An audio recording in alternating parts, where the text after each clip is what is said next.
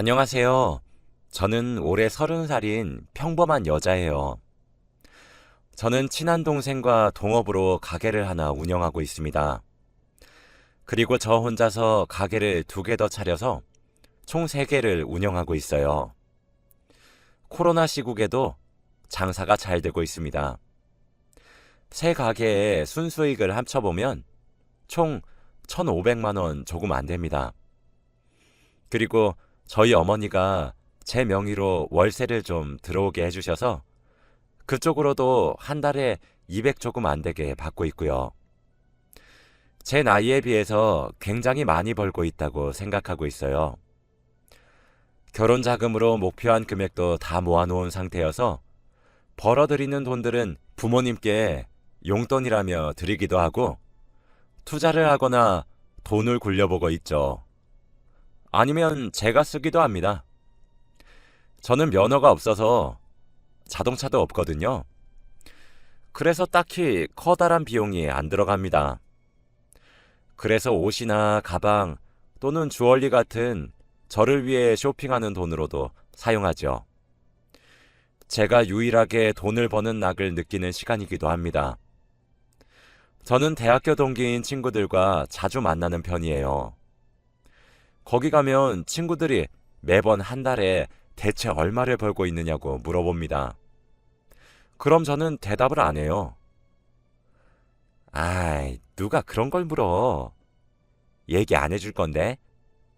물어봐서 대답하면 너 회사 때려치고 싶을걸? 이러면서 대답을 회피해 왔죠. 졸업하고도 3달에 한 번씩은 모이는 친구들이었는데 총 5명입니다. 이렇게 5은 대학교 때도 붙어 다녔던 사이예요. 이 중에서 한 친구 때문에 제게 기가 막힌 일이 벌어졌어요. 어느 날 이 친구로부터 연락이 한 통 왔습니다. 무슨 일이냐고 물어봤더니 사정이 너무 급해 그러니 돈을 좀 빌려주면 안 되겠냐고 하더군요. 자기가 모은 돈은 턱없이 부족하다고 염치 없지만 제게 부탁한다고 하면서요. 얼마 정도 필요하냐고 물어보니 800만 원 정도 빌려줄 수 있냐고 하더라고요. 그래서 차용증을 쓰고 빌려주었어요. 친구 사이에 이런 서류까지 써야 하냐고 물어보던 친구의 말에 저는 원래 가까운 사이일수록 이런 문제는 확실히 해둬야 이후에 문제가 안 생기지 라며 서류를 작성했습니다. 사실 이 친구가 저희 모임에서 제일 돈을 못 벌거든요. 대학교를 졸업하고 아무런 스펙이 없어서 회사 격리를 하고 있는데 한 달 일해도 실수령액이 160만 원을 겨우겨우 넘는 걸로 알고 있어요. 생전 우는 소리 안 하던 애가 하니까 흔쾌히 돈을 빌려주었죠. 그렇게 빌려간 날이 8개월 전입니다. 그 이후로 돈을 갚으려고 노력을 하는 것 같더라고요. 근데 무슨 티끌 모아 태산도 아니고 만날 때마다 찔끔찔끔 갚으려고 하더라고요. 하루는 10,000원을 갚을 때도 있고 어떤 날은 5만 원을 갚았어요. 친구는 오늘은 3만 원 갚을게. 800만 원에서 까? 라고 했었죠. 근데 솔직히 그걸 어떻게 받나요? 적은 돈도 아니고 800만 원을 빌렸는데 그거 하나하나 계산하는 것도 제가 해야 되잖아요. 계산이 얼마나 복잡해지냐고요. 그래서 제가 나중에 한 번에 다 갚아달라고 했습니다. 저는 깔끔하게 받고 싶었거든요. 제 입이 방정이죠. 그 이후로 친구는 제 연락을 점점 피했어요. 돈을 갚으려는 생각조차 안 하는 것 같았죠. 제가 돈 언제 갚을 거냐고 물어볼 때마다 독촉 좀 하지 마. 내가 그 돈 떼먹니? 있는 사람이 더하다고.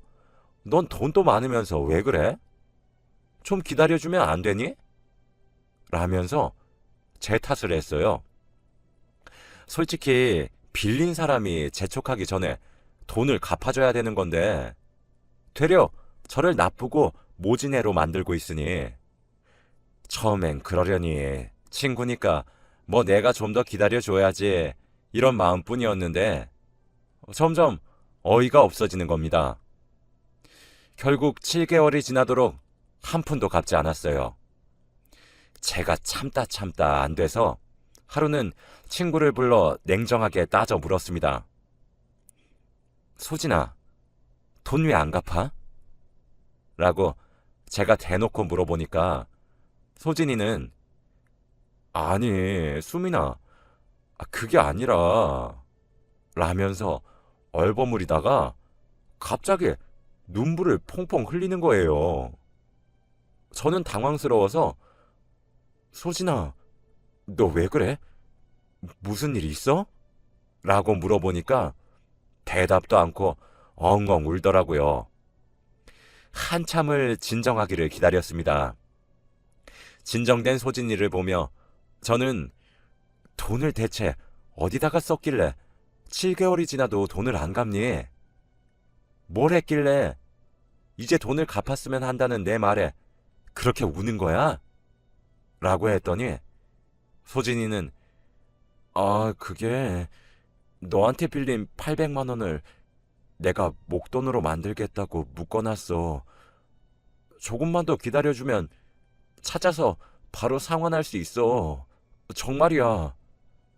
근데 지금 상황이 너무 안 좋아서 라며 울먹이더라고요. 저는 소진이가 너무 걱정이 되었습니다. 얘가 어디 빚이라도 낸 것은 아닌가 싶더라고요. 너무 걱정스러웠던 저는 무슨 일인데 그래? 나한테는 말하지 못하는 얘기야? 라고 물어봤죠.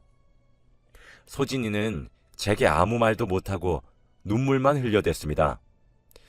그러고는 수민아, 진짜 이런 말 하면 너한테 염치 없는 사람인 거 알고 있는데 나 한 번만 더 돈 빌려줄 수 있어?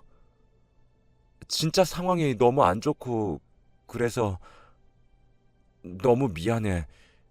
내가 이런 부탁을 할 사람이 주위에 너밖에 없어서 라며 울면서 통사정사정을 하는데 너무 걱정스러운 거예요. 저는 진짜 무슨 사채를 끌어다 쓴 건 아닌가 온갖 상상도 되고 그래서 차용증을 쓰고 800만 원을 또 빌려주었습니다. 눈앞에서 친한 친구가 눈물을 퐁퐁 쏟아내며 도와달라고 울면서 사정을 하는데 차마 외면이 안 되더라고요. 그렇게 총 1,600만 원을 빌려갔죠. 사실 차용증 쓴 금액이 1,600만 원인 거지 실제 빌려간 돈은 2천만 원 조금 안 됩니다. 중간중간 저보고 커피 한 잔 마시게 만나자 해서 만나면 소진이가 커피를 사고 50만 원, 100만 원씩 급한 일이 있어서 그런데 빌려주면 안 되겠냐고 그러면서 야금야금 빌려간 돈을 계산해 보니까 400만 원 조금 안 되더라고요.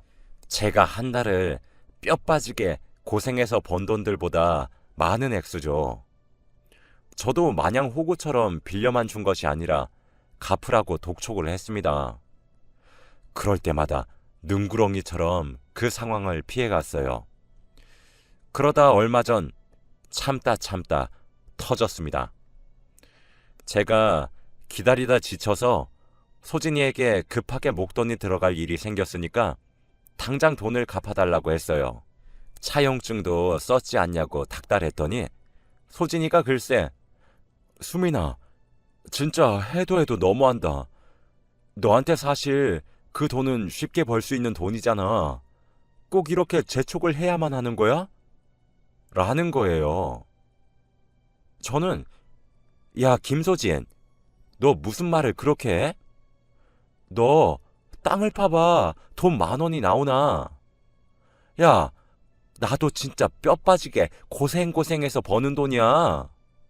라니까 소진이는 야 너 달에 1,000은 무슨 2,000 가까이 돈 벌잖아. 내가 그거 모를 것 같아? 너 주위에 친구들도 많이 없잖아. 그냥 친한 친구한테 결혼 축하 겸 쏘는 걸로 생각하면 안 돼? 이러는 거예요. 저는 소진이 결혼 소식을 그때 처음 알았습니다. 정말로 황당하다 못해 기가 차더라고요. 저는 결혼? 너 갑자기 그게 무슨 소리야? 갑자기 결혼이 여기 왜 나와? 너 결혼해? 라고 따져 물었어요. 그랬더니 사실 나 4월에 결혼하거든? 혼수를 5천만 원 해오기를 바라시는데 내가 돈을 모은 거에 조금 모자라서 그래서 너한테 빌렸던 거야. 그러니까 그냥 결혼 선물한 셈 쳐주면 안 돼? 라는 겁니다. 아니, 여러분들은 친구한테 돈을 빌려서 결혼한다는 게 이해가 되시나요? 거기다 한술 더 떠서는 수민이 너 돈이 많으니까 집들이 선물 미리 주는 셈 치고 냉장고 하나 해주면 안 돼? 혼수를 해가야 하는데 냉장고는 너무 비싸서 말이야. 응? 이러는데 세상에 어쩜 그렇게 염치가 없는지 믿기지가 않더라고요. 진짜 통화로 이야기해서 망정이지 눈앞에 있었으면 얼굴을 한 대 쳤을지도 모릅니다. 약 2천만 원? 맞아요. 저는 한 달만 고생하면 금방 모을 수 있는 돈이긴 합니다. 제가 지금 그 돈 없어서 당장 죽는 것도 아니고 급한 것도 없죠. 처음 돈을 빌려줄 때도 친구가 울면서 사정하는 것을 보니 빨리 받을 수 없겠구나 싶었고 정말 딱한 사정이라면 받지 않을 생각도 했습니다. 원래 아쉬운 소리를 하던 친구가 아니었으니까요. 저도 친구로서 그간의 정을 봐서 빌려준 거였습니다. 근데 받고 안 받고는 제가 정하는 거잖아요. 딱히 딱한 사정도 아니었고 돈을 빌려간 이후로의 행동을 보아하니 저를 호구로 취급하는 것만 같아서 기분이 나빴어요. 저는 얘가 사채라도 끌어쓴 것은 아닌가 하며 마음 졸이면서 돈을 빌려준 건데 저한테 어떤 말도 없이 사정이나 상황 설명도 없이 결혼 축하 선물로 그 큰 돈을 쏠랑 없는 일로 쳐라는 소리를 듣고 있으니까 진짜 가만히 못 있겠더군요. 저는 전화를 끊고 결혼을 약속한 남자친구를 만나서 이 일을 털어놓았습니다. 남자친구는 이걸 듣고는 입을 떡 벌리더군요. 와, 미친 거 아니야? 진짜 실화야? 아니, 사람이 어떻게 그렇게까지 뻔뻔하게 굴어? 아니, 나이가 30살이 될 동안 4년제 대학 졸업해서 5천만 원을 모으지 못한 것도 한심해 죽겠는데 이게 다 무슨 말이야? 라고 하더라고요. 남자친구도 화가 났습니다. 저도 네가 호구냐고 잔소리 한번 들었어요. 남자친구는 수민아, 소진 씨한테 연락해서 나 차 뽑는다고 말하고 소진 씨 남자친구 연락처 알아내봐 라더라고요. 소진이 남자친구가 외제차 딜러로 일하고 있거든요. 남자친구는 이거 소진 씨 남자친구에게 알리고 너도 법적인 조치까지 생각하라고 말을 했습니다. 돈 어떻게든 자기가 대신 받아내 주겠다고 하더라고요. 너무 든든했어요. 저는 그 길로 소진이에게 소진아, 남자친구가 이번 기회에 차 바꾸려고 하는데 너 남자친구가 딜러였던 게 생각이 나서 전화했어. 전화번호 좀 알려줘. 라고 했더니 소진이는 좋다고 바로 전화번호를 알려주더라고요. 그리고 그 번호로 문자를 한 통 남겼습니다. 소진이 소개로 연락드립니다. 라고 보냈더니 조금 뒤에 그 번호로 전화가 한 통 걸려왔어요. 소진이 남자친구입니다. 수민 씨 얘기 많이 들었어요. 수민 씨 남자친구가 차를 새로 사신다고 들었습니다. 언제 시간이 가능하신가요? 라고 하더라고요. 저는 아무래도 생각도 정리하고 할 말도 정리해서 만나야 할 것 같아서 이틀 뒤에 만나자고 했어요. 그리고 남자친구에게 이 사실을 전부 알려주었습니다. 남자친구는 이틀 뒤에 만나서 차용증이랑 주고받은 메시지들 다 보여주게 정리하자고 했죠. 그렇게 저는 이틀 동안 자료들을 정리해서 보기 편하게 만들었고 남자친구와 함께 소진이의 예비 신랑을 만나러 나갔습니다. 그분은 자기 가게 매장 바로 앞에서 저를 보자마자 반기시며 안녕하세요, 수민씨. 말씀 많이 들었습니다. 하시더라고요. 제 남자친구는 안녕하세요. 수민이 남자친구입니다. 오늘은 다름이 아니라 소진 씨에 대해 의논한 일이 있어서 이렇게 만나 뵙고 싶어 자동차 핑계를 좀 댔습니다. 죄송합니다. 근처 조용한 곳으로 가서 얘기 좀 하실 수 있으실까요? 했죠. 본인 이름을 형석이라고 소개한 그분은 네? 일단 알겠습니다. 라고 한 뒤 근처의 조용한 찻집으로 저희를 데려갔어요. 저는 형석씨, 혹시 지금 소진이와 결혼 준비가 어느 정도로 진행되었는지 물어봐도 될까요? 라고 하니까 갑자기 그런 걸 왜 물어보시죠? 라더군요. 저는 군말 없이 차용증과 더불어 제가 소진이와 돈 문제를 얘기한 카톡들을 정리한 자료들을 내밀었습니다. 이게 뭐냐고 물어보더군요. 저는 지난 8개월 전에 소진이가 저한테 처음 800만 원을 빌려갔습니다. 그리고 7개월 정도 지나 저한테 또 800만 원을 빌려갔다는 사실을 증명하는 차용증이에요. 그 중간중간에도 여러 가지 핑계를 대고 급하다면서 야금야금 빌려간 돈이 400만 원이 조금 안 됩니다. 합쳐서 총 2천만 원이에요. 라고 하니 그걸 왜 저한테 말하시는 거죠? 소진이와의 문제인 것처럼 보이는데 그럼 소진이와 해결하셔야죠. 라고 형석 씨가 말하길래 저는 남자친구의 손을 꼭 잡고 소진이에게 급하게 목돈을 써야 할 일이 생겼으니 돈을 빨리 갚아달라고 말을 했더니 돈도 많은데 자기 결혼 축하 선물로 약 2천만 원을 준 셈 치라고 하더라고요. 형석 씨는 보통 친한 친구 결혼 축하 선물로 2천만 원 정도는 턱턱 내주나요? 아니면 축의금으로 몇 천만 원을 내는 건 부담되지 않나요? 라고 하니 형석 씨가 아무런 대답을 못 하더라고요. 2천만 원을 떠나서 형석 씨, 사실 1,000만 원도 축의금으로 내본 적 없으시죠? 저도 그래요. 소진이한테 저에 대해 뭐라고 들으셨는지 모르겠지만 저 돈 나이에 비해 잘 버는 편입니다.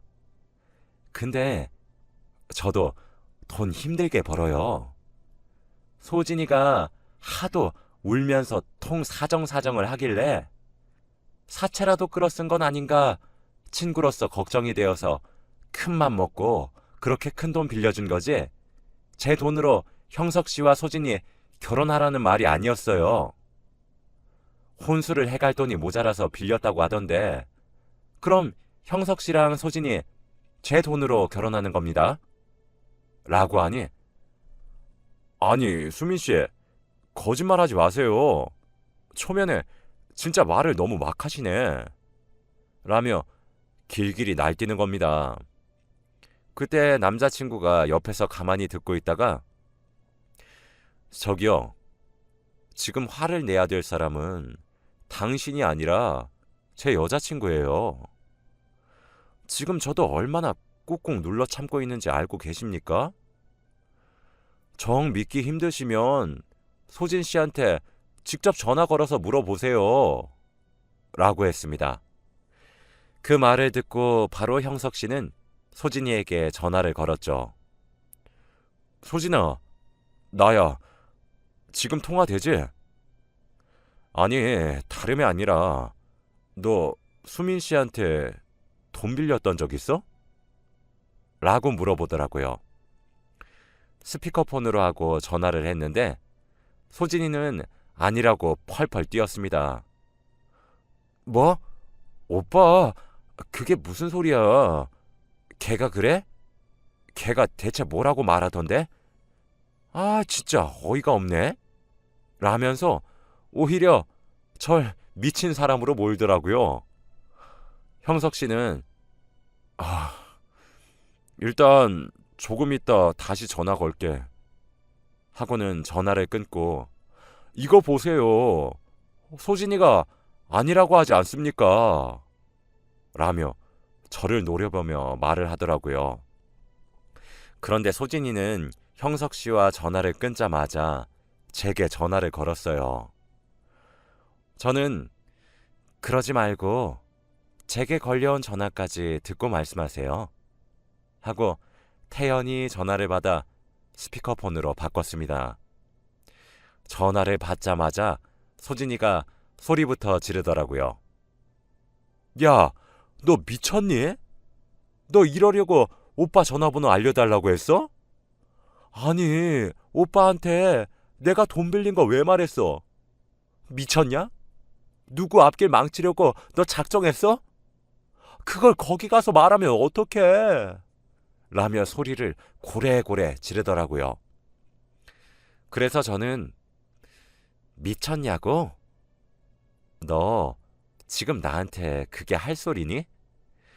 미친 사람은 내가 아니라 너겠지. 소진아, 나는 네가 이렇게 양심 없고 뻔뻔한 사람인 줄 이번에 처음 알았다. 하도 울면서 사정하길래 딱하고 불쌍해서 돈 빌려줬는데 너를 걱정했던 내가 미친 거니? 그 돈으로 혼수 장만하겠다는 네가 미친 거니? 어이가 없어. 화도 나지 않아. 처음엔 법대로 해볼까도 생각했고 그 돈을 독촉한다고 해도 네가 돈이 없단 사실을 아니까 어떻게 돈을 받아내야 되는 건가 걱정도 되더라. 근데 내가 법대로 하면 너희 신혼집에 빨간 딱지 붙을 거 아니야. 그러니 내가 너 신랑 되실 분께 미리 경고해드려야 되지 않겠어? 라고 말을 하니 어쩜 우리 사이에 그렇게 매정하냐며 우는 소리를 하더라고요. 이걸 듣고 있는 제 남자친구는 참, 얘 왜 이러냐? 하고 혀를 찾고 형석 씨는 전화를 바꿔받아 당장 이곳으로 오라고 얘기를 하더라고요.